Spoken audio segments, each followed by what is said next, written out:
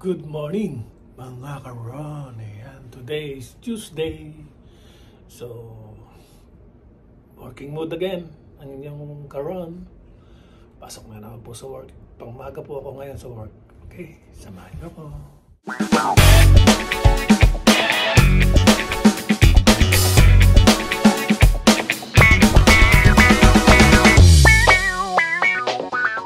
May kadiliman pa mga karon. Alas 6 po ng umaga, pero madilim pa.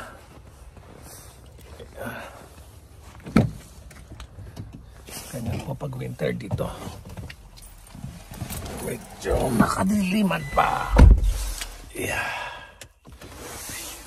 Sumakay na tayo kay Takumi. Oh, you know.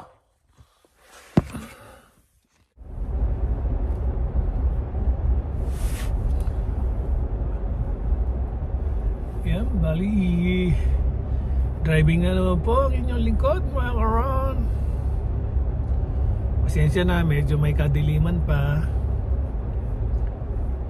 gawa nung alas 6 po ng umaga dito sa Canada.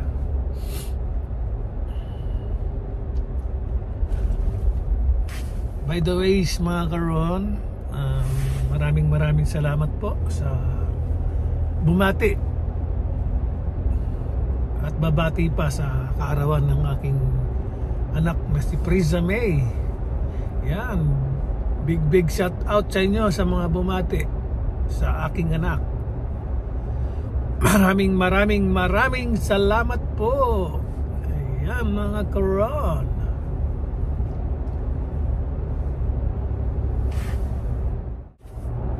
And big shout out din kay Ate Shirley Madrigalejos. Ayan, congratulations, malapit ka nang pumunta rito sa Canada.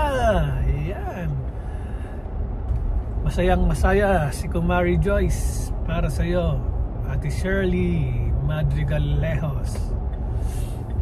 Big shout out sa iyo. And big shout out din kay Gwen Santos, anak ni Gerald Santos, the little princess, little Gerald Santos. Ayan, shout out sa'yo. Sana manalo ka. Ayan.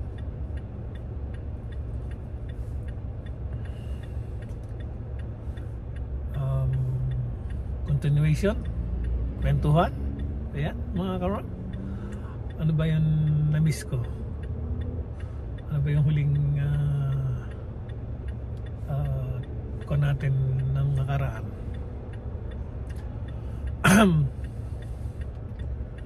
Siguro masasabi ko about sa akin dito sa Canada. Nakakon na ako. Kumbaga, medyo mas level up na ako ngayon. Hindi katulad nung mga una hanggang 2 taon. Ngayon medyo okay na, maayos na, and more siguro, more sipag na lang para pag dumating yung time na mag-retire, kahit paano may ipon, hindi ka na aasa sa mga anak mo. Kasi siguro mga 10 years from now magre-retire na rin ako. Ayoko na mag-retire ng sobrang tanda, diba? Hindi mo na ma-enjoy yung retirement mo. Kaya samantalahin hanggang kaya pa, work lang ng work, makapag-ipon kahit paano para sa retirement. So, mas maganda para ma-enjoy mo rin yung retirement mo. Kaya yun mga karon. So, nag-start na rin ako mag-ipon ngayon para sa aking retirement. Hindi kasi natin alam yung mga susunod na mangyayari sa mga taon. Kaya hanggang maaga at kaya pa,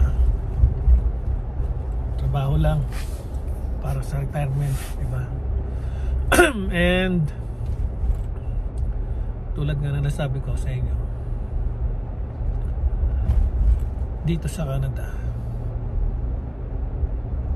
masarap dito, lalo na kung masipag ka.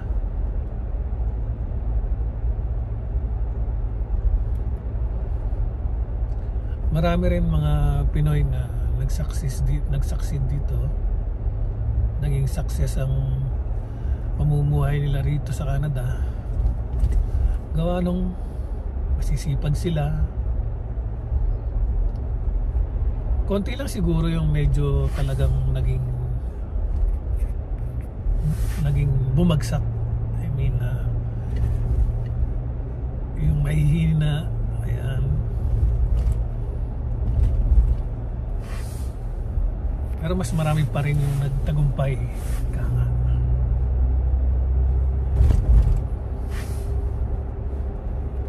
Kaya kung sino man sa inyo nagbabalak na pumunta rito sa Canada, kung ano yung nararamdaman ninyo sa sarili ninyo para sa pamilya, go lang po kayo dito sa Canada.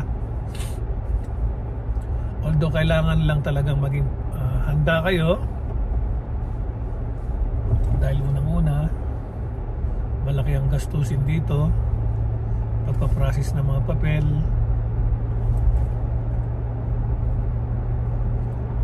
kahit na maging direct hiring kayo, dumaan kayo sa agency, may magiging work permit kaagad kayo, malaki pa rin po ang mga gastos ninyo. Pero worth it naman pag napunta ka na rito sa Canada. Madali mo lang mabawi yun.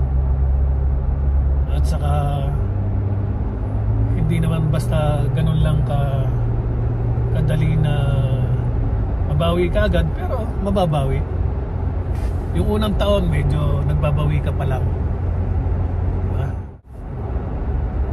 May papayo ko lang sa mga nangangarap na pumunta rito,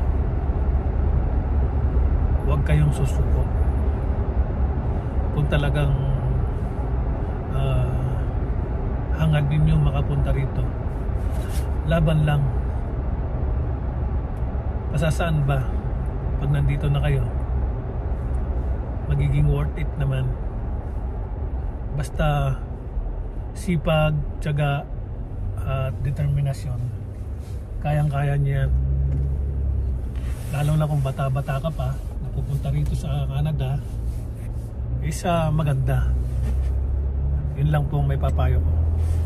Go for it. Ika nga. Sundin mo ang iyong pangarap, sundin mo ang iyong kagustuhan, and huwag kang makakalimot sa taas para very powerful ka. Yun lang po may papayo ko, mga karon. You know, dito na ako mga karon sa aking workplace. Yan. So, yun. Ingat po tayo and God bless everyone. Umpisa na naman si Indoy kumayod. Alright. Right time. Time check is 1 o'clock PM. Yun. Ito lang agandahan pag 8-hour shift kayo. Alis kayo ng madilim sa umaga, pero uwi kayo ng maliwanag. Hindi katulad ng 12-hour shift, alis kayo ng madilim, uwi pa rin kayo ng madilim. So yun. Yun ang kagandahan ng 8-hour shift. And para sa akin, mas okay na yung 8-hour shift sa work kesa sa 12 hours. So yan, 2 hours more, then uwi na. Diba mga karon?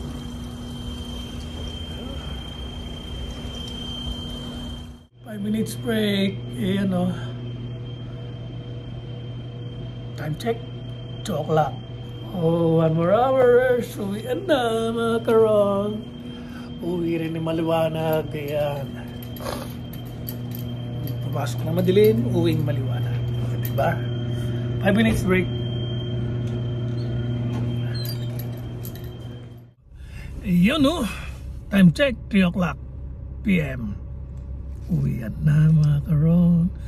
Uuwi na rin sa wakas. Ayun o. Okay, bye-bye.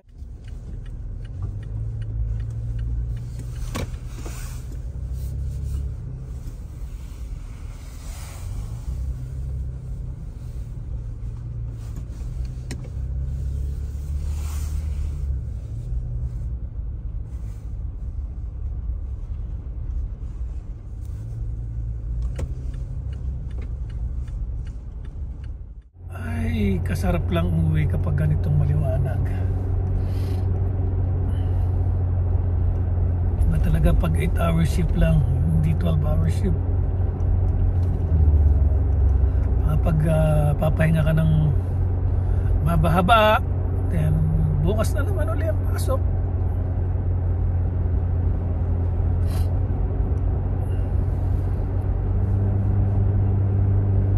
Yan ang buhay Canada, di ba?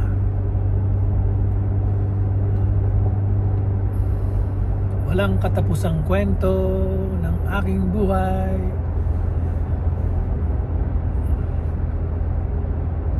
So yun, maraming salamat sa mga nananatiling nakasuporta sa aking YouTube channel at patuloy na nanonood ng aking mga video.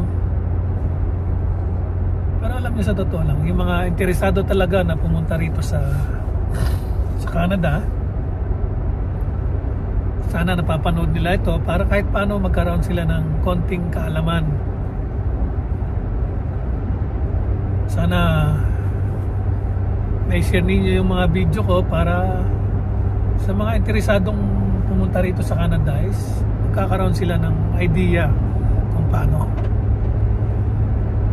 Kaya pakishare po ang aking mga video upang sa gayon ay kumalat, malaman ng mga interesadong pumunta rito sa Canada kung ano ang dapat at kung ano ang kailangan para sila ay magpursige na makapunta rito sa Canada. Lang po, maraming salamat. Yan.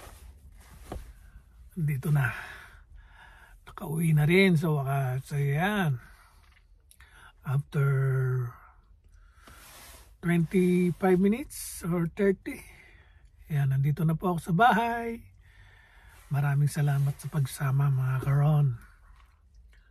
Till my next video, I love you all. Bye.